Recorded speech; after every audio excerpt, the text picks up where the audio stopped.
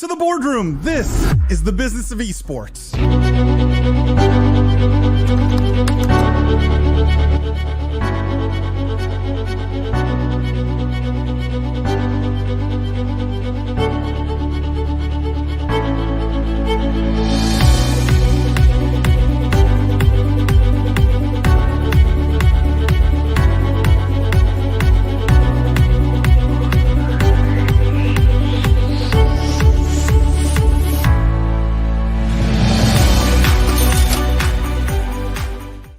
The worlds of gaming and esports are evolving every day faster than ever before. With YouGov's living data, you can probe into the real thoughts and behaviors of esports fans and gamers worldwide. If you're a team, a brand, an agency, or a rights holder, you should be talking with YouGov. They're partners with the biggest names in esports and the biggest brands all around the world, driving compelling results every single day. Check out yougov.com/BOE and schedule a call with YouGov today. From the keyboard to the boardroom, this is the Business of Esports weekly news show / post podcast live stream. I am Paul the Prophet Dawalibi. I'm joined today by my friends and co-hosts, the Honorable Judge Jimmy Baratta, Lindsay the Boss Poss, and our special guest this week, Danielle Rourke from Dell. For those of you who are new here, welcome. What we do is we cover the most pressing gaming and esports topics and news of the week, but we look at all of it through a business and C-suite lens. We dissect, we analyze the business implications of everything happening in this industry, and best of all, we get to do it live with you guys. We encourage you to ask questions, get in our faces, challenge us, disagree with us, agree with us. It makes it so much more fun that we get to do it live with you. I know so many of you lurk. That's okay too. You're welcome to. But we encourage you to participate. It's a safe space. How is everyone doing this week? And Danielle, how are you doing this week? And for our listeners, for our viewers, would love a bit of an intro. Yeah, absolutely. Thank you so much for having me on. Jimmy reached out to me and was like, hey, you want to be on? I was like, I actually have time this week. So thank you guys so much. I am frequent listener, first time being on the show. So very excited to be here.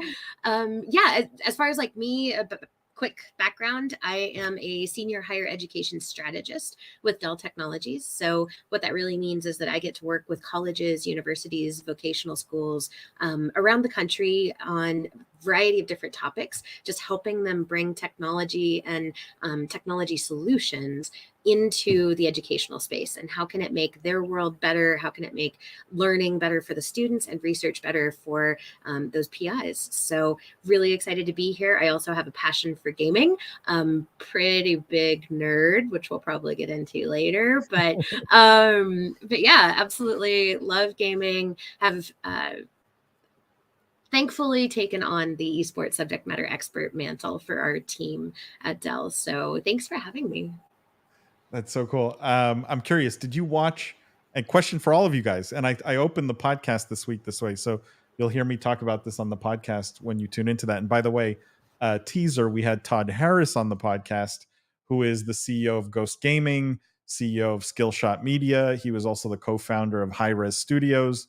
So that's the game publisher that made Smite and Paladins and a whole bunch of great games. But I'm curious if you guys saw the Gamescom opening night thing that they did, like again, more game announcement. It was like, and it was the same guy. What's his face? The guy who does the Summer Games thing. God, now I can't even remember. Lindsay, help me out here. Jeff Keighley. Yeah, it was Jeff Keighley announcing more games, but for Gamescom opening night. And I was curious if you guys watched any of it. Nobody watched any of it. See what I mean? Okay, well, my point. I have to be fair here because I'm currently, as some of you might have guessed, I'm not at home. So I'm in Chicago and ESTA's conference happened kind of at the same time. So I was a little busy with that and with attending that conference and talking about games there. So I want to be totally fair, but I also want to be honest and say, even if I hadn't been there, I probably wouldn't be tuning into Gamescom. So I want to make sure that all my biases are known. Conference, Lindsay?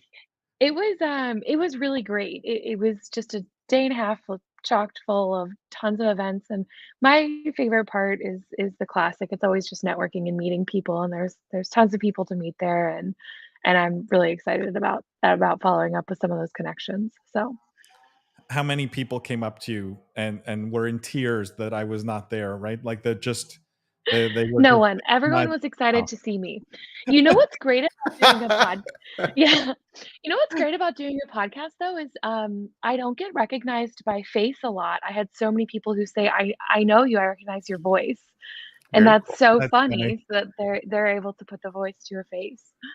Yeah, like 90, still about, I would say over 90%, maybe even more, 95% of our audience still is audio only, right? Listens to the podcast, listens to this show even, which I think is interesting, because then you miss out on all of our good looks. I mean, it's a tragedy. Ricky says, nope, I guess didn't watch the Gamescom thing. Well, happy to talk about it if you guys want to talk about it, but I guess no one watched it, so that doesn't help. I do want to start this week though with a story from EA in the news, and this one I think everyone will appreciate, or maybe be upset that you missed out on it.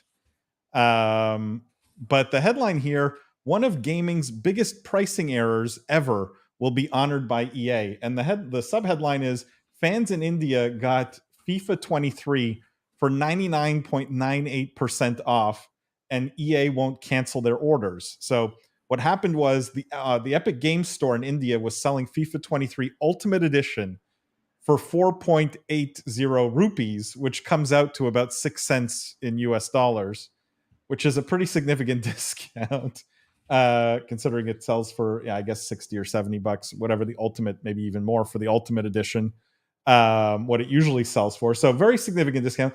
And EA is actually going to honor it. So they referenced the pricing error. They said it was their mistake. They acknowledged it's their mistake, and they're going to honor all the pre-purchases made at that price. Now, then this in and of itself is maybe not that interesting of a story. The take I would love from you guys on this is the fact that they could give this away, right? That they're honoring what is essentially a free price. Does it convince you that FIFA at some point is going to go free to play? Like, is this a sign that they don't have to charge 60, 70, 80 whatever dollars for the copy of FIFA, and most likely are fine giving it away as they are in this case? Or do you think I'm reading too much into this? I'm curious. Danielle, I'll start with you.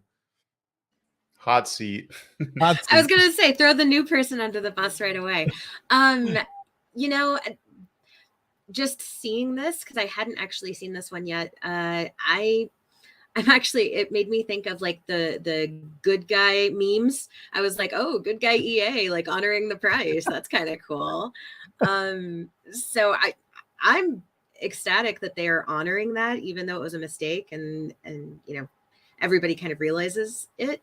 As far as giving it away for free, I don't personally see it going there, because I mean that's a pretty big moneymaker, and I feel like they would have to change their business strategy quite a bit. Yeah, you've got ads there, in the arena, but I feel like they would have to change up their business strategy quite a bit, and in a way that gamers probably wouldn't like and would feel intrusive with too many ads, in order to give the game away for free. It's interesting. I will say, we did this story last week, if you guys remember, where EA came out and announced that people love their loot boxes. You guys remember that story? Hey, that was the best. That really was the best. People love our loot boxes. So, and to Ricky's point here, I'll just read this comment. Ricky says they thought to themselves, a microtransaction will make up for it. I mean, Lindsay, Jimmy, you guys think maybe that's what they had in mind here? I mean, I just can't really imagine the logistical kind of nightmare of trying to get that back, not only from just to pure getting it back standpoint, or removing it from people's machines and what that would entail or whatever, but also the PR nightmare of doing it. So I think it might just kind of be a wash. I do think that you're reading a lot into this. Danielle's point, maybe EA has turned a corner, right? The good guy move here. Last week, they portray themselves as the good guy, right? Everyone loves our loot boxes. Jimmy, you getting the feels from EA here? It's the legal move here. What are they going to do? Cancel those orders and then get sued by all of these customers that legally purchased something that EA made a mistake on? I think, yeah, it's good that they honored it and avoided themselves a PR nightmare, but internally, at least one, if not three people lost their jobs over this, I would guess, depending on how many of these copies were sold. And at the end of the day, though, that $60 or $100 is such an arbitrary number anyways, right? We're not paying for distribution anymore. We're not paying for physical production of discs and jacket copies of these game, cartridges that we used to buy. This is a digital good that they can distribute immediately everywhere. So the dollar is really as much as they can squeeze out of the customer. That's whatever the price point will be. I think 50, 60, 100 for certain exclusive packs is just what we're accustomed to paying for. But I've had a problem with it vocally on the show for a while now when this conversation gets brought up. But I'm not surprised that EA is honoring it. I don't think they have a lot of alternative options, right? So kind of no press is bad press, I guess, but this is they're trying to make lemonade here. Let me just read some of the comments. Matt says EA loves gouging its fans, so someone probably got reamed out and fired for that blunder. I mean, I doubt anyone got fired for that, right? Like, I mean, I don't know how many. The article didn't say how many pre-orders there were at that price, but right. I mean, that's relevant though. That's super relevant to know. It is a relevant piece of information. That's I just what think I the was number wondering. Yeah, I actually kept has to be reading the really article high. over and over. Yeah, I was like, maybe Paul said that and I just wasn't listening, but I kept like trying to scan through the article to see how many copies had actually been sold. Obviously, India is one very large market. Luckily, they have a lot of other markets. I'm guessing it's not like, I don't know. Hopefully, there wasn't 20 million copies sold or something. But hopefully, it was just kind of a small enough mistake and it wasn't worth the fight. Honestly, I think the reason why we don't know how many copies have been sold is because it's a huge number. You think so? I think that if it were a small number, they would say, and it only accounted for X amount of dollars lost. And, I really do. But obviously, your guess is as good as mine here. You think they withheld the number because it was so large? That it's that much more damaging of a story and that much more of a blunder to publicly save a little bit of face from at least holding back But on EA that. is a public company, right? Like Right. So I guess it's inevitable. If the number was meaningful in some way, like this is something they'd have to disclose to shareholders. You would think, right? Like if they're taking $100 million bath on this or a $200 million bath on this, it's something I would think. I mean, I'm not sure because I'm not a lawyer, but I feel like there is probably some disclosure requirement there if it's material. Definitely a good point. Which makes me think the number is small, Jimmy, and they don't want to say the number because maybe it makes them look bad, right? Like if only like 125 people like took advantage of this, right? Maybe that's a bad sign. That it wasn't a popular release, or yeah. I mean, like if at 6 cents you're only getting 125, copies pre-purchased. If my favorite game went on sale for 6 cents, I'd be off the live stream right now buying a copy. You couldn't stop me from grabbing that deal. That would spread like wildfire too, right? All your chats would be blowing up, all your DMs with everyone sending the link. I think there's good arguments on both sides, but the best part is what you said about it being a publicly traded company that eventually, maybe we'll learn down the line then, they're going to have to make that disclosure eventually. Well, here's the other thought. What was buried in this story, even though I mentioned it briefly, is this was on Epic Games Store. This was not on EA's own launcher. Interesting. Right? Because you can buy FIFA through EA directly, through Origin, whatever, right? EA Play, whatever they're calling it now. This was through Epic Games Store. So maybe it was Epic's fault. Maybe, it was someone, and I think Matt, someone said this in the chat. Yeah. How many? Ricky said it could be the storefront's fault, right? Like, what if this was Epic Games Store and they're the ones taking the bath on it, right? EA's like just says, hey, you guys messed up. You take the hit. So of course EA would honor the price then, because it's not coming from them anyways. Sorry, Tim. Which would be another brilliant piece of PR from EA, right? Just sort of like last week. I don't know. They're making an effort to be seen as the good guy. I think that is part of the messaging here, which I think is interesting. There is an interesting aspect to this, and there's another article that I found about it at the BBC talking, that just specifically highlights, it's not really news, but highlights the fact that FIFA 23 will be EA Sports' final game in the best-selling football series, and that it brings an end to the 29-year partnership. So it's just coincidental timing. But Danielle, I love this sort of line of thinking. How do you think that plays into this, if at all? I wouldn't want to assume, and I wouldn't want to say that there were. I wouldn't want to say that there are any intentions or anything on either side. It just, to me, it's very coincidental timing. It's interesting. Interesting. Let me get caught up on comments here. Antonio says EA is honey trapping a whole country. Yeah. I mean, you could interpret it this way, Antonio. That it could be that. Ricky says, doesn't FIFA still get a cut of that? Yeah, they would, because this is still a FIFA branded game. I don't know how the FIFA deal is actually structured. Maybe you guys know, but I don't know if it's just an upfront license payment or if it's some cut of every sale. But I assume it's one or the other, and I don't know which one. Ricky says, I wonder what they'll have to say about this. I mean, Ricky, I would be very surprised if FIFA says anything about this. I think they want to be done with.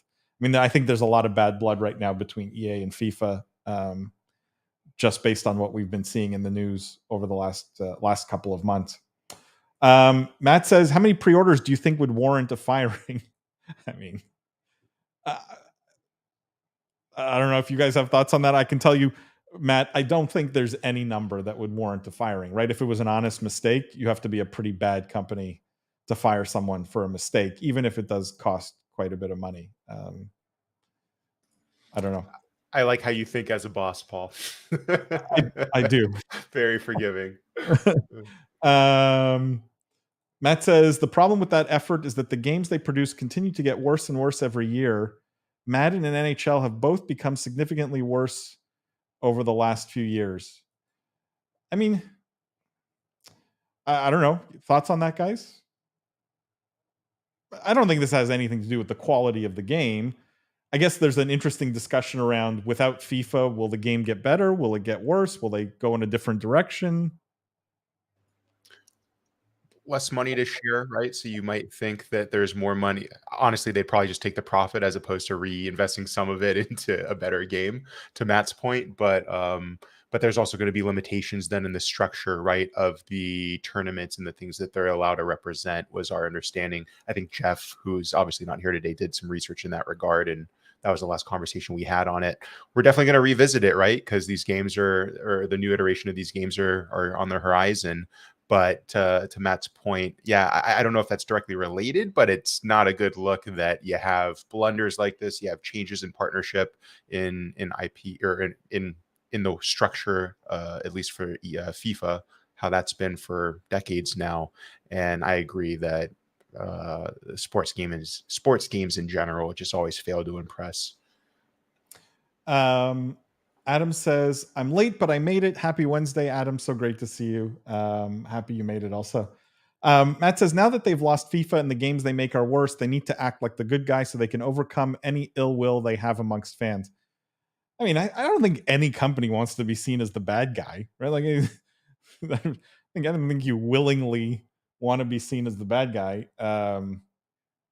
But do any of you think that there's something going on at EA where they're legitimately trying to massage their image currently? Like, do you think there is a feeling at EA that people are upset with the company and they need to do something proactively about it? I mean, I think people have been upset with game companies since game companies have existed. So I don't know that this necessarily is going to be the tipping point for EA. And to your earlier to your earlier mention, we did talk about loot boxes last week. If they really wanted to make people happy, I think they'd work on that system a little. Yeah, I don't know if it's them actively trying to sort of overcome ill will, but they'll take the free PR opportunity if they're going to get it, right? Adam says, "I need NHL 23 on PC." I assume it's coming, Adam. I assume there's a release date for that. Ricky says the complaints from EA is that FIFA is holding them back. Maybe it could be the same with the other games. Example, NCAA basketball. Well, that puts a lot of pressure on EA to make a great game, right? Like if FIFA disappears and they were blaming FIFA, then maybe we get a better game. Guys, I want to move on. I want to put this next to another story. So we had EA, I guess, honoring a crazy price, and then simultaneously in the same week there was this story about Sony and PlayStation specifically, where they were hit with a lawsuit. So PlayStation hit by $5.9 billion lawsuit for ripping people off on digital games. So the lawsuit's potential claimants include up to nearly 9 million Sony customers. So what happened here is it's a consumer rights advocacy group. They're suing Sony for charging a 30% commission fee on all digital purchases made through the UK PlayStation Store. So it's functionally a class action lawsuit that seeks to distribute billions of dollars to players who have used that PlayStation UK store since August 2016. What they're claiming is that Sony dominates digital distribution and they've deployed anti-competitive strategy, which has resulted in excessive prices to customers that are out of all proportion to the cost. So in other words, the 30% that Sony/PlayStation charges to distribute companies' games through their store, this lawsuit is essentially claiming if they didn't charge that much, the prices to the consumer would be lower. And so in essence, because of this anti-competitive practice, we are all getting ripped off, or users of the UK store are getting ripped off. They're saying Sony's a near monopoly and they should not be taking that 30% cut. So major lawsuit, almost $6 billion here, $5.9 billion, and could affect a lot of people. Like I said, 9 million customers that use that store since 2016 in the UK. Jimmy, would love to start with your thoughts on this, obviously. If you think this has any merit, this has any chance of succeeding, will our UK listeners all get checks from Sony in the near future?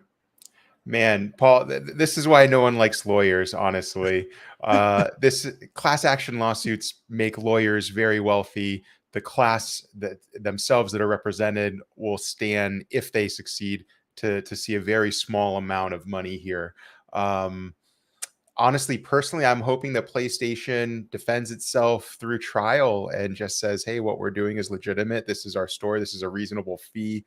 But we'll see how this shakes out. I wish we had our legal partner Segev here, and Marius and Dominica, who's been on the show in the past. And for those of you that listened to that episode, we had a bunch of legal stories like this that Marius analyzed for us. He'll be on next week, so stay tuned, and maybe we can revisit if there's an update by then. But my limited legal opinion here, one is I'm just not a fan of class actions in general, because the public thinks that there's this huge group of people that have been wronged, which fundamentally is true, but the only ones that truly stand to benefit here are the lawyers bringing the class action themselves, just because of the massive cut of this that they're going to take if they're successful. But I'm a fan of PlayStation. I'm a fan of the gaming industry. I don't think a 30% commission is unreasonable, especially if we're talking about games that people can source from other, or rather games that people can access from other sources, right? Because if you're in a closed ecosystem like Apple, with that whole Apple Epic lawsuit, which was still held to be constitutional, and obviously this is, I believe, UK or Europe, so different laws and protections. But if you're in a closed infrastructure like Apple, it's one thing because you're forced to go through them. Here, if this is a Sony exclusive title, but maybe you can buy it directly from the game manufacturer on their website, or you don't have to purchase it through this PlayStation digital store, what stopped you from going to get it elsewhere for a better price and avoid that 30% commission? Ton of arguments, honestly, that we could dissect here, but on its face, those would be the first feelings and things that I would look at here in addressing the merits of this. Danielle, I'm curious what you think of the logic here. Like, Sony takes a cut, right, for distributing the game. So they charge the game developer 30% for every game that's sold on their store. And as a consequence, the game developers have to charge more than they would otherwise, and therefore we pay more as consumers. Like, do you think the logic that they're making is sound? And essentially, this is sort of what Epic and Tim Sweeney have been railing against, this 30% sort of cut that the stores take. Where are you on this argument? Like, do you think the stores legitimately provide that amount of value, or do you think that because they have these monopolies that they're charging too much? Honestly, the thought that just popped into my head is the fact that if you are up late at night and you need some Tylenol or something, and the grocery store is closed, you're going to go to a convenience store, but you're going to pay a whole lot more for it. And it's because it's convenient, it's open, it's right there ready for you. And to me, that's a little bit of what I see this as, is that, so many people are already at the PlayStation store as soon as they turn on their console. Like, that's the convenience of having your product immediately right in front of these customers' faces. So to me, I mean, their argument's valid. I think that from a business perspective, 30% could be a lot of cut into their take. But I also see it as almost a cost of doing business in order to get in front of the most people possible. And I will toss in my good guy angle here, because I think that that's what I can bring to this show. I think I can bring like the super happy-go-lucky positive, like let's all be friends and sing Kumbaya. Is that, if PlayStation perhaps wants to combat this in a different way, then make some kind of a criteria or an offering that says, okay, if you have a game that is focused on education, if you have a game that is focused on the goodwill of humanity, if you have a game that is by different ethnicities or LGBTQIA creators, do something to create a program that says, if your game meets these criteria, we won't charge you that 30% fee to have it on the platform, because that could be a social responsibility play. Interesting. And do you think that in and of itself would silence the critics? Because Tim Sweeney's been one of the most vocal critics, right? He says Apple's store takes way too much of a cut. It's anti-competitive, right? Do you think if Apple came out and said, hey, we're the good guys, this group of people, we're not going to charge them anything, do you think Tim Sweeney goes away? Do you think the argument around, okay. Definitely not, because and you're right, like the ones that are making the most noise about this are the large corporations, are the ones that definitely have a monetary aspect tied to it in a large way, just because the proliferation of their games. So no, I don't think it goes away, but I do think that could be a strategy in the court of public opinion to help kind of negate some of this. Interesting. It's an interesting thought. Lindsay, your take on this? I really honestly don't want to overshadow what Danielle just said, so everyone should go back and listen to her take instead of hearing from me. Am I the only one that thinks, if this were true, right? If this was truly anti-competitive, and here's the capitalist in me, okay? If this was truly anti-competitive, why wouldn't Sony and Apple or everyone else who has a store, why wouldn't they raise the rate? Go to 50%, take a 50% cut, take a 60% cut, right? If there was truly a totally monopolistic situation, I mean, I could make, I think, a very valid argument that they should be taking a way bigger cut. Why just 30%? And yet they don't. And I suspect, and I think Danielle made a great point or a great analogy with the Tylenol. People still do have some element of choice, right?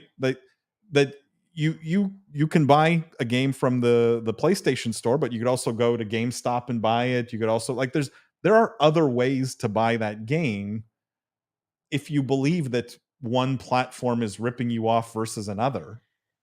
Yes, but don't you think that that 30% is kind of the perfect, probably equilibrium from them of profit maximizing while still retaining people for their platform and not encouraging other folks to start a new platform where the cut is 2%, totally undermining and forcing them to drop all the way down to 10 or 15 for the network that they've built? Yeah, It's but I mean, Lindsay, probably you a kind of there's proved my probably some point. type of inflection point there. Yeah, but right, like market dynamics, if this was way overcharging, I think to your point, you would see new entrants come in, and you could argue that's the Epic Game Store. They came in to try and shake things up. But like I continue to believe that it's a number that values the service they deliver, which is not just convenience, it's also distribution, right? Like Danielle mentioned it. You turn on your PlayStation, the store's right there. I mean, that's a level of visibility for a game that you'd have to pay for otherwise, right? You got to put your game on a shelf and pay for the shelf at the front of the store. And I just think we continue to undervalue this. And I think this is where this lawsuit fails, in that I think you'd have to prove that the 30% cut is what drives game prices up. And I don't think they can prove that. Chris, I Chris, Chris made this comment. Paul with the break their knees if you can get away with it take. Very strong polygatary. All right. As if I'm some mob boss here. Let me just get caught up on comments, and then Lindsay, I don't know if you wanted to say something before I get caught up here. No, I think that's accurate. I think the 30% take has become standard across all kinds of industries, including ones where the people at the end of it aren't necessarily making as huge of a profit as say people selling a $60 game. You're talking about taking 30% from an $8 Uber ride. That's a little bit more difficult to stomach Sure. if you're a driver trying to make a little extra income. So I don't necessarily think that the 30% is like a I think that there's a wave against that number that's kind of independent of what's happening just with game stores. To your point, if someone can prove that they can develop a platform where that 30% is not the item that they can take, or that they can take a lower percentage and still develop a platform that people are regularly using and continue to make enough profit to survive, then they'll be the new winners. Yeah. I don't necessarily think that 30% is anti-competitive. I think it's just become a standard that's come under more scrutiny in past years because of other industries, especially. It's a good point. Ricky says EB Games and GameStop are going to have a field day. Somehow I don't think people are going to go back to that, Ricky, unfortunately for EB Games and GameStop. Antonio says EB's an old school call out. Haha, where are you? Where there's an electronics boutique. That is kind of old school. I used to shop at electronics boutique. It did take me back to my days going to the mall. Ricky says, I thought they were still open and active in the UK. I didn't know they even existed still. Canada, personally. In Canada? Oh, here we go. I'm seeing EB Games is still up in Australia. Okay. And then the next question is EB Games going out of business? So we'll put that to bed. Antonio says, oh, okay, that makes sense. I haven't seen an EB store in the States for close to 12 or so years. Yeah, it's been a long time since I've seen one. All right, guys, let's move on. Let's talk about success. Big win this week, or big success this week for Warner Brothers games. They're in the news, and the headline here: Warner Brothers games MultiVersus surpasses 20 million players in a month.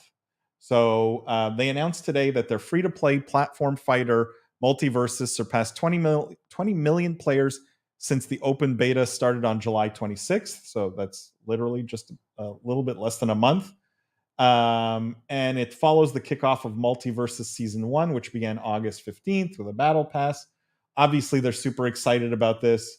Obviously, they think they're building a game that's going to have legs for the long term. I mean, the article doesn't go into a ton of detail here, other than 20 million players since they opened up.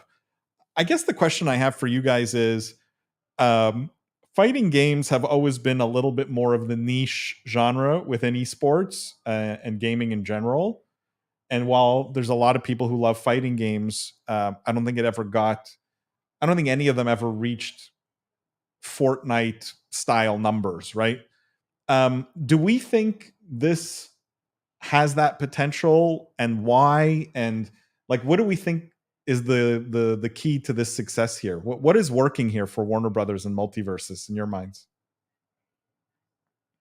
So the first thing that comes to my mind, or the first thing that I acknowledge and notice, is the characters that you can choose to play with in MultiVersus, which I don't think other fighting games have done a good enough job of incorporating other brands, other IP. You know, if you scroll down in that story, Rick and Morty are two of the characters, and that's one of the most popular TV shows out right now. They had a Rick and Morty collab with Fortnite, and we can get into the other great collabs that Fortnite's done to stay relevant and really stay at the top. But as far as a fighting game goes, maybe you're a Mortal Kombat fan, but you're not a Smash Ultimate fan, right? Or maybe you're a Street Fighter fan, but you're not a fan of, pick your brand, honestly. And MultiVersus is bringing all of these in and just kind of throwing you in a room and just saying, hash it out, and everyone can fight. You could choose a character from an IP that you're familiar with. And I think that does a really cool job of cross pollinating, or what's that term from history class, cultural diffusion, right? Where you're just kind of pulling in all of these brands and themes and characters from different IP, from different mediums, honestly, right? TV and games, etc. So I think that's going to be their success, so long as they have the ability to continue to add throughout the season, throughout the year, relevant, semi frequent updates where new characters get unlocked that continue to balance the game and that continue to draw upon cool IP. Whether or not maybe that's a character pack that you buy and own, and you can only do it like the way Fortnite does, maybe that's an interesting monetization angle. But I would love to hear from Lindsay and Danielle. I don't want to dominate too much, but that was what I had first noticed. I just want to add one other thing to this. Do you guys think this is particularly interesting in the context of, I'm pretty sure we've done a couple of stories in the last year where Warner Brothers was saying, or was rumored, that they wanted to get out of games completely. Like, if you guys remember. Okay, I wanted to talk about this because AT&T recently decided to merge Discovery and Warner Brothers in a very interesting deal. And Discovery is definitely known for its TV properties, for 90 Day Fiance and TLC, and it's a very television heavy service. Warner Brothers obviously traditionally is very TV and movies heavy. I don't think AT&T did much to encourage the gaming division. We've talked about that on the show previously. I don't think this merger bodes well for their gaming division. And then all of a sudden they have this hit game on their hands. So I'm hoping that is motivation to reframe the strategy, but I am extremely skeptical that that's going to happen. And instead, what I think is going to happen is this will be sort of a one-off success, and in the coming years, Warner Brothers will begin to wind down more and more. I think they sort of struck gold with this one, and I don't know that they have the backing and the support and the vision to do it again, despite this being a well-done game. Interesting. Danielle, what's the view on fighting games like this in the high school, collegiate, like in those markets? Well, obviously, like Super Smash Brothers is huge. That's a big one, honestly, for the accessibility of it, in the aspect of, it's like Rocket League. Like, it doesn't take that much brain power to figure out how to make it work. So it's really easily accessible and able to be picked up by a lot of people who are maybe even fairly new to esports or even gaming in general. So to me, that's why this is a smart pick, as opposed to going with like an RPG or something that requires more of a time investment. You can get together with your friends, pick up a controller, and have a really good time and really understand what you're doing very, very easily. I also see it as currently everybody is so, into TikTok and YouTube shorts, and everything has to be in these small little chunks of content. And a fighting game like this is going to, I think, encourage more of that adoption of those small chunks of content, as opposed to really investing the time and energy and resources from the Warner Brothers side that it would take to create like an overarching, expansive open world game, even with these properties. So I personally think it's a really smart move, because they're utilizing the IP that they already own and that wasn't really doing much, and putting it out there into the universe and getting people excited. I personally can't wait to start playing so that I can have a team of Harley Quinn and Arya Stark. I mean, that just is a mashup I never thought I needed, but now I know I do. That's nice. That's funny. Ricky says, I'm one of those players, one of the 20 million. That makes sense, Ricky. Matt says those numbers are insane. I thought Elden Ring was impressive with 17 million players since February. I mean, I think to Danielle's point, this is a way more accessible game than an Elden Ring for sure.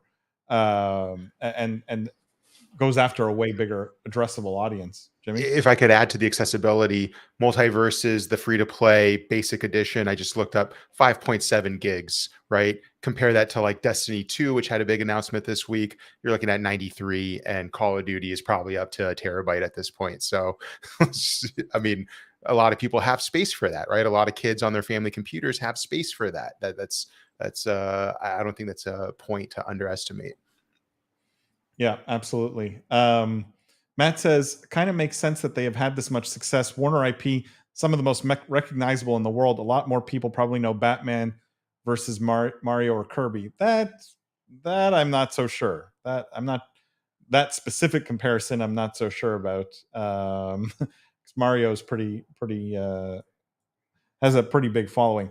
Ricky says, Warner Brothers has the money to invest in proper esports, unlike Nintendo. The cease and desists are still remembered in the Smash Brothers circuit. I mean, that's an interesting thought, right? Like, Nintendo has done so poorly with their fighting game esports in terms of supporting it that the bar is very low. Ironically, I just don't think Warner Brothers, again, even really, I'm not sure across the organization they even want to be in this business, right? Again, over the last year, we've seen them sort of flip-flop. We want to sell the gaming business. We don't. We want to. Like, they're lucky that the bar is so low with Nintendo that it's not that hard to surpass. But I wouldn't put them on a pedestal just yet in terms of like the greatest examples of esports activations in the world. Danielle, you had a thought? I did, actually. I was peeking at some of the comments too, and I wanted to call out what Ricky said about let's not forget the crossplay, because when I was reading the article, that's what came across to me as well, is that also increases the accessibility, because we do have a lot of games and families that want to play the games together, but they can't because it's exclusive to one or the other. So being able to, me being on my Alienware PC, yes, I just dropped the name, I'm sorry, but me being on my Alienware PC, could play with my son who lives 2 towns away and is playing on his PlayStation. And that would just make it so much more accessible to us. And it would make it so that, like, on a Thursday night, I could say, hey, are you doing anything? Let's jump on and play. So I think that cross-play is something that we're going to see more and more and more of, especially as we see Xbox Game Pass and all of these different services, providing it doesn't matter what type of device you use, you can still play with your friends. I would much rather see everyone playing it on Alienware PCs, Danielle, than on consoles. So, Freddie says, have any of you played it? I'm wondering how different it is than All-Star Brawl. I have not. Fighting games not my thing. I don't know if you guys have. Nobody? Not yet. I'm queuing it up right now. Jimmy's installing it while the show is going on. Shamelessly, yes, I am. Hey, it is less than 6 cents. So he did say he would download games at that price point. That's true. All right, guys, let's move on. Let's talk about Embracer Group, another big publisher or developer of games. And they've made an acquisition this week, which I think is significant. And this is IP, again, we've talked about on this podcast. And so the headline here, Embracer Group to acquire entire worldwide IP rights to Lord of the Rings and The Hobbit in $788 million mega move. I like the subheadline. It says it's the beginning of a new age. So this is Embracer Group. It's a Swedish company. And they're acquiring Middle Earth Enterprises, which is originally a division of the Saul Zentz company. And they own the worldwide rights to all of the Tolkien franchises, including Lord of the Rings and The Hobbit, in regards to motion pictures, video games, board games, merchandising, theme parks, and stage productions. The deal also includes the rights for other Middle-earth literary works, as long as they're authorized by Tolkien estate. So I assume that would include like the Silmarillion and I guess some of the other books that his son helped finish. So Embracer has been on a bit of an acquisition tear. They've acquired Tripwire, Tuxedo Labs. They've been scooping up game developers for a little bit now, at least the last year where we've been talking about them. And now really big IPs that they're adding to this list. I'm curious what you guys think of it, what you think of the price they paid. Is $788 million the right number? Back to our good friend William Collis, this is less than a quarter, a fifth of a Star Wars. Is this the right number? And what do we think Embracer is going to do with it? Curious to get your thoughts in general on this. Lindsay or Jimmy? Lindsay? Yeah, I was just how much did Bezos pay for the series on Amazon? They're Wasn't it paying $20 million an episode. But for the rights, I thought that he paid Yeah. Oh, I don't know what. Okay, wait, Jimmy, talk about this while I find that. Okay, yeah, because I think that 20 million is the production cost for the episode, but I know you're interested in the IP cost. To me, this is so cheap. I mean, we had talked about this and we had wondered what it would go for. Does no one remember that this IP, that this franchise, that these Lord of the Rings movies swept the Oscars for like 8 years? Nonstop, every time one of them came out, 3 in a row for Lord of the Rings. Then they took The Hobbit, a single book, and stretched that into 3 movies too, because why not? It was just such a cash cow. Everyone was in love with it. You have elves, you have dragons, right? You have rogues and warriors and dwarves. You have all the great stuff that can make a fantastic video game, that can make a fantastic book, obviously, but that now is becoming a very promising looking television series, and then the movies, which of course dominated. And you're saying that they acquired these rights for less than $1 billion with this massive universe and an existing fan base. And you've had similar acquisitions with Marvel and Star Wars in recent memory at what, 5 times the cost. Mind blowing to me. I think the potential is unlimited, and it could be as big as Harry Potter. It could be as big as Star Wars. It really just needs direction, and it just needs people to continue to grow and put out things. But the coolest part to me about Lord of the Rings, which I think shares a lot with perhaps Star Wars, just given the age more so than, well, I guess Marvel too. You're talking about all these titles that transcend age, right? That you have older generations that loved it from books and comics. And now you have younger generations that are getting into it with TV shows, with movies, with video games. Helm's Deep was one of the coolest movie scenes I've ever seen. When they did that map in Counter-Strike, that was probably my favorite Counter-Strike map ever, because it was just this custom map that we used to play, the Helm's Deep one. And if you had the rope mod and you can swing around, it was really sick. But I don't want to talk this whole time. I'm super excited about this. I'm a huge Lord of the Rings nerd. Lindsay, I don't know if you looked it up, but I suspect Amazon did a deal and licensed for the show from Middle Earth Enterprises, I would assume. Right? I would assume Amazon's paying Middle Earth Enterprises to license for to get a license for the TV show, is what I suspect. I'm looking at that's what she's looking for. Coming to Middle Earth Enterprises, which again, Embracer's paying $788 million for this. Seems low, seems very cheap. Again, it's 1/5 of a Star Wars. Danielle, your thoughts? I agree with Jimmy. I think it's a steal. Like, there is just so much native content that's already there. I mean, I was watching a breakdown of, I don't know if anybody watches Nerdist News, but I was watching a breakdown of the new trailer, and they were going into such detail about, anybody who watches Stephen Colbert too knows like how much detail he knows about this universe. It's all built out there for you. It is just waiting for somebody with special effects and actors to pick it up and to do good things with it. And in my opinion, it's a smart buy from Embracer because of the interest that's going to be generated by this Amazon show. Like, it is going to become a hot property. And even if it's bad, like, let's just go the opposite direction. If it's a terrible show and everybody hates it, that's a whole lot of press, and that's a whole lot of opportunity to create something good out of that IP. That's an interesting, I want to extend this line of thinking for a second. Not that it's horrible, but like the reality is, I think we all agree this is a low price, right? But let me throw two ideas on the table and get your takes on this. One, the Game of Thrones new series is going up against the new Lord of the Rings series, right? They're literally going head to head, coming out at the exact same time, essentially. And for the most part, what I've been reading is there's a lot less interest, there's a lot less discussion online around the Lord of the Rings show, right? Game of Thrones, even though if you ask a purist, a fantasy purist, or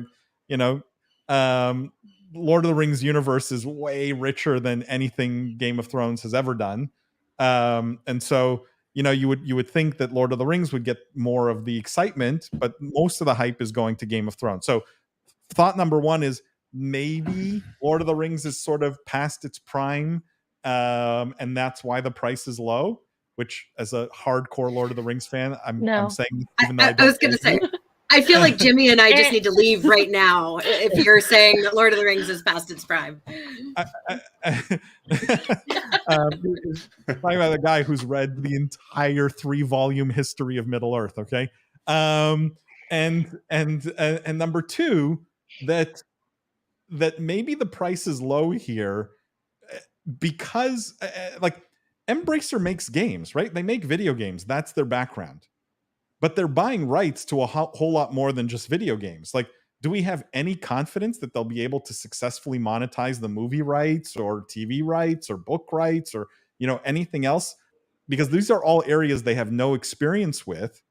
And that leads me to sort of the third thought, which is you would think someone like Disney would have been in the running for IP like this. And, less than $1 billion for Disney, I think it could go missing and they wouldn't know it was missing. Okay, I have so many things to say now. Lindsay, go. Okay, go. Okay, so the Lord of the Rings rights for 5 seasons of this TV show was acquired back in 2017 for $250 million by Amazon in a bidding war with Netflix. At the time, It was the most expensive series ever. So we're talking now about to Middle Earth Enterprises. I can't find who they're paying it to. Okay. I would assume it's Middle Earth Enterprises because they own the IP. But yes. Yeah, I would assume. So if 3 times that as a multiple for games, but also 5 years later actually seems about the going rate. But then I just found out that the movie rights are currently up for $2 billion. So I don't know who is planning on bidding on those. But from the three of those pieces of information, 250 in 2017 for the 5 seasons of the show to now 2022, 788 million for some games and some content rights and $2 billion for movie rights. I think we can assuredly say that Lord of the Rings is not going anywhere, that a lot of media companies are still wanting these properties in their purview to be able to offer. And hopefully that we're going to get a whole new generation of Lord of the Rings content. And finally, I think that this was a good move by the Embracer Group. But that makes this even more puzzling, right? If the movie rights are going to go for $2 billion, and they haven't yet, but they think it might sell for $2 billion. Like, if you're buying this for $788 million and you're going to turn around and sell the movie rights for $2 billion, this seems like a slam dunk. Again, I'm wondering, like, how did Embracer scoop this? And are we missing something in the fine print here? Which maybe we are. But it also, like, Lindsay, I'll just reaffirm your point. Like, the depth of Lord of the Rings, just in terms of IP and content, they could make 25 movies. Right, they could make a dozen games and they still would not have exhausted all of the content. All right, I'm like way behind on comments here on chat here, so let me just get caught up. Justin says, I think this game was a good storm of things working together, being in game, being free, Evo tournament. Oh, Justin, you were talking about MultiVersus. Yes, agree on all fronts. Ricky says, I thought Amazon had the rights. They've just started promoting the show. Clearly, they bought the rights, or they're licensing it from, I think, whoever owned the rights, which we're assuming, based on this article, is Middle Earth, yes. the And that Middle is Earth strictly Project. for 5 seasons of a television show. That's what they Yeah. have rights for. So it's a limited license. Jam says that seems a bit low for the Lord of the Rings franchise. Danielle, go ahead. You wanted to chime in. I just wanted to add to what Lindsay said, because that's what I was thinking.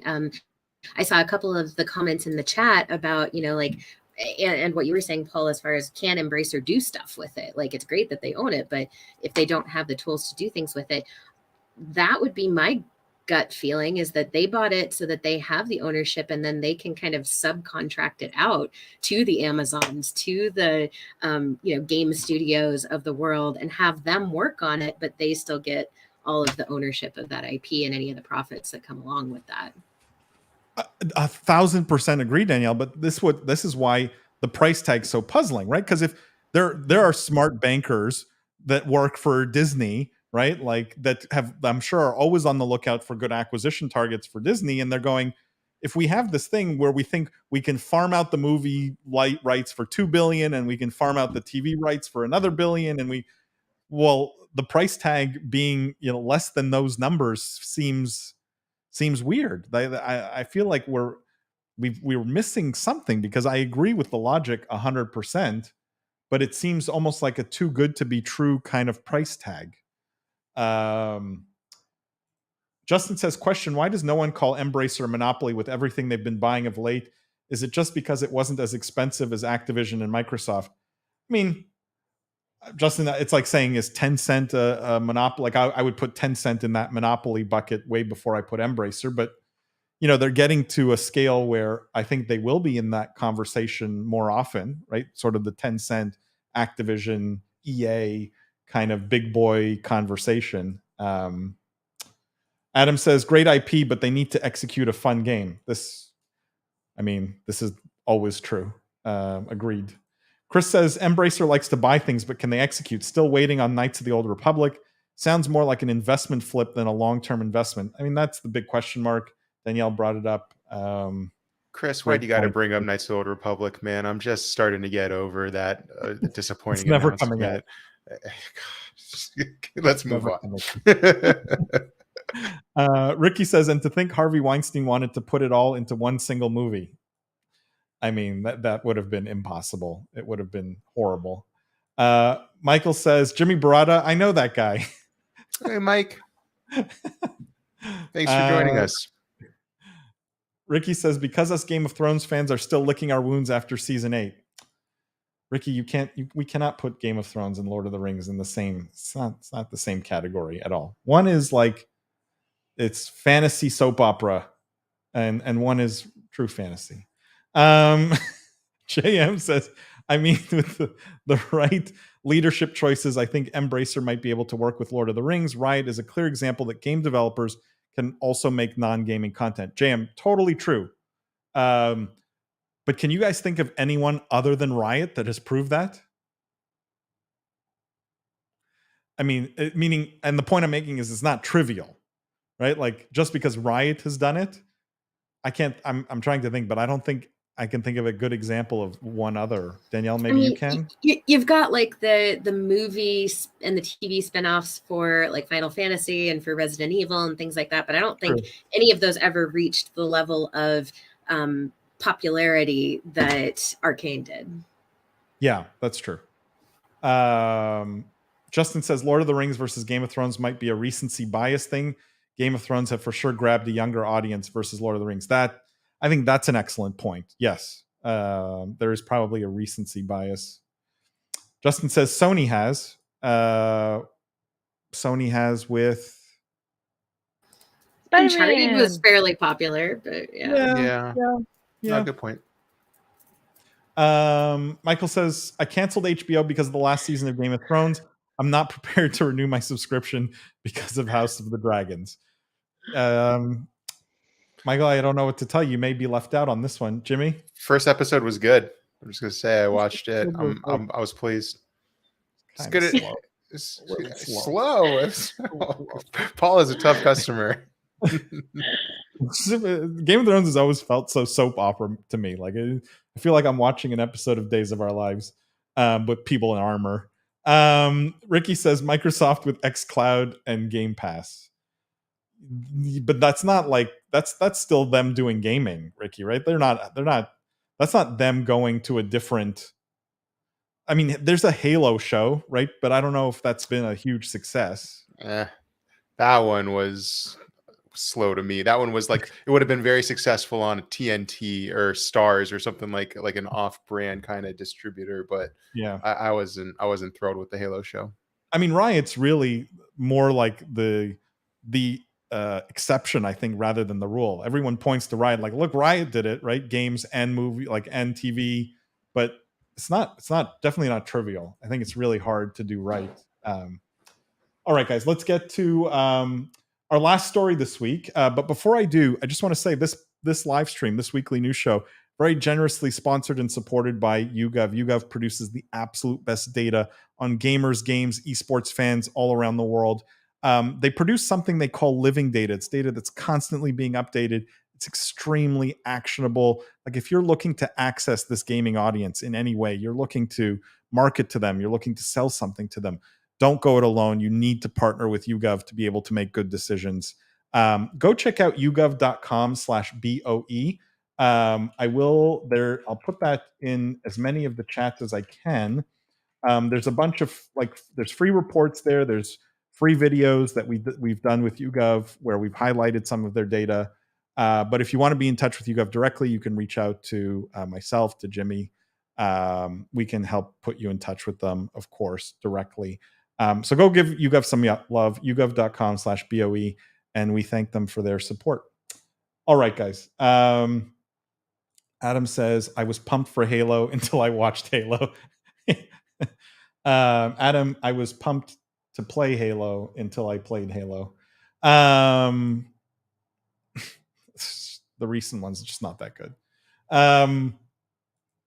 All right, guys, let's talk about a story that happened. We talked about it a little bit when it first came out, and then there was an update to the story basically the day we did the live stream last week. So I want to cover it this week because I do think it's interesting. And this is maybe the theme of this episode is like monopolies in gaming, but the headline here is Unity board opposes AppLovin's $17.5 billion buyout offer. So the board of Unity recommends that shareholders instead back Unity's proposed buyout of ironSource. So just to give you a bit of a recap, Unity, which produces a game engine, particularly for mobile games where they have a huge amount of market share, like 50% market share, they went out and they made an offer to buy ironSource, which is essentially an ad network for mobile games. So the ability to integrate advertising into your mobile game. So which would make Unity more vertically integrated, right? You could make a game with their product and then also monetize your game within the same stack. What ended up happening is a competitor to ironSource, a much bigger mobile ad network in AppLovin, had the actually very clever idea to stop this transaction from happening is they would make an offer to buy Unity themselves. So AppLovin made a $17.5 billion offer to buy Unity. Now, this was more of a merger of equals because Unity is much bigger than ironSource, but Unity is about the same size as AppLovin, essentially. And what's happened is Unity's board has basically said, do not take the AppLovin offer. Continue to do the ironSource transaction. That was the message that they got. And so the Unity board is opposing the transaction. Now, I'm curious what you guys think of this development, because we did talk about this, but mostly, like, do you think this has to do with price? Do you think this has to do with strategy? Like, why do you think the Unity board is against this in your minds? Jimmy, any thoughts? I thought the last time we covered it, the price was actually pretty favorable or pretty comparable. To me, it would most likely be, I think, strategy, right? Because the Iron Source buyout, like you mentioned, much smaller, maybe easier to roll in. This is also a company that laid off 8% of its staff 2 months ago. So I feel like this is a lot larger of a risk or an investment or just an opportunity that they're willing to take, right? Just because it might be on paper a comparable deal at a larger scale doesn't mean that they wanted to scale it that large to begin with. So, this is not my expertise here, but that's kind of my read on it is most likely for strategy reasons. It's too large for what they were willing or interested in doing. Now, ironically, part of the applovin deal is, Unity's CEO would stay on as CEO, even though applovin Right. was acquiring Unity, and Unity shareholders would still own a majority of the shares outstanding. So again, it was like the small fish trying to buy trying to swallow the big fish, or bigger or slightly bigger fish. But do none of you think that 17.5 billion was just way lowball, considering, again, and I think I mentioned this last time, Epic Games last round was like 30 billion, something like that. And Unreal Engine and Unity pretty much split the market down the middle. So why sell for almost half of what people privately are valuing Epic at? That was, I mean, when you asked why, or back to your original question of why this maybe didn't go through, that was, I honestly thought it was probably a kind of a simple math decision for the high level executives there, and saying, we believe that staying with the team we have, acquiring Iron Source is gonna be way more valuable to us in the end, building the company the way that we want to do it and the strategy that we have, than merging with a similarly sized company and having to take on a whole new strategy and a whole new team. I mean, I would imagine that they just think that they have something that can do more and be more on their own. Danielle, you want to give the good guy take here, and let me give you the bad guy take here, okay? Before Unity poo-poos this offer, okay, because they know that if they buy the much smaller fish, Iron Source, they achieve vertical integration that makes them so monopolistic that applovin doesn't stand a chance, right? Applovin essentially goes out of business because of the integration between Unity and Iron Source. And so in their minds, maybe they say, why buy something bigger? Why be acquired, or why essentially merge with something bigger where we lose more control, when we will achieve the same goal with a smaller player because we become essentially a monopoly? I kind of see that as the good guy take on it too. It's like, hey, we're gonna go with the David versus the Goliath, and bet on that. I personally, as you were talking about this one, I was like, wow, I feel like that's a very Batman at the end of Justice League move by applovin, to be like, I'm just gonna buy it, like, rather than worry about this competition, I'm just gonna buy the whole company. So I'm a little bit surprised by their perhaps audacity. Maybe that might be too strong of a word, but it was something I didn't expect to see. I mean, it is audacious, right? Because at the very least, I think part of the strategy is they're hoping it will derail the other deal in some way, right? Potentially, or at least make the other deal more complicated, or more likely to fail. But it is interesting. Let me just get caught up on comments here. Michael says, "Oh, ouch." Ricky says, "Unity really said we won't be in your little spat." Well, I mean, they're in the spat, Ricky. I mean, by turning down the applovin offer, I mean, they're still in the middle of this thing. Applovin could increase the offer. Applovin could still be a thorn in the side of this deal, considering the Unity Iron Source deal isn't closed. It's not a done deal yet. Ricky says they probably have plans for Iron Source that can't be interchangeable with other companies like them. It's an interesting thought, even though I think applovin and Iron Source are very similar. They're just, applovin's 10 times the size, right? Or 8 times the size, or whatever it is. Justin says, crazy theory. They're trying to stay smaller and lean to be bought up by someone like Apple, Microsoft, Google, or Amazon. I mean, Justin, are you talking about Unity specifically?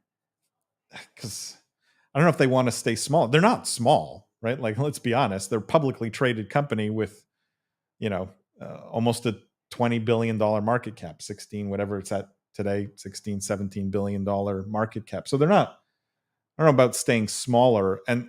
But there is an interesting thought there. Does Apple, Microsoft, Google, or Amazon buy Unity plus Iron Source at some point? What do you guys think? I like that as a tinfoil hat theory. Go for the bigger fish. They said, get out of here, applovin. We don't want you. We want Apple. I mean, this is possible. I mean, Apple, I think, would potentially gain a lot, right? Apple is I think one of the acquirers that makes the most sense. They get a game engine, which is great for their gaming business, and they already have a tremendous ad business, mobile ad business. So I think it's very complementary. Small companies compared to those $1 trillion companies is what I mean. Yeah, Justin, I understood it that way. Cool. That gets us, guys, to the end of this show. Danielle, before we wrap up, where can people find you or follow you? Yeah, I'm on LinkedIn. I'm also at Hi Ed Danielle, but it's HIED Danielle on Twitter. Would love to talk with anybody, and hey, tinfoil hat theories are welcome. I love it, and I really appreciated you being on. Love the takes. Jimmy, Lindsay, thank you guys as always. I just want to thank everyone who came and contributed and participated in the chat. You guys are amazing. Thank you for coming back every week. Don't forget, we do this every Wednesday, 2:30 p.m. Eastern time. That's not going to change. We're sticking with this time slot. We really appreciate everyone who comes and participates. And also, just a little bit of housekeeping. Don't forget to tune into the podcast this week with Todd Harris. Great episode.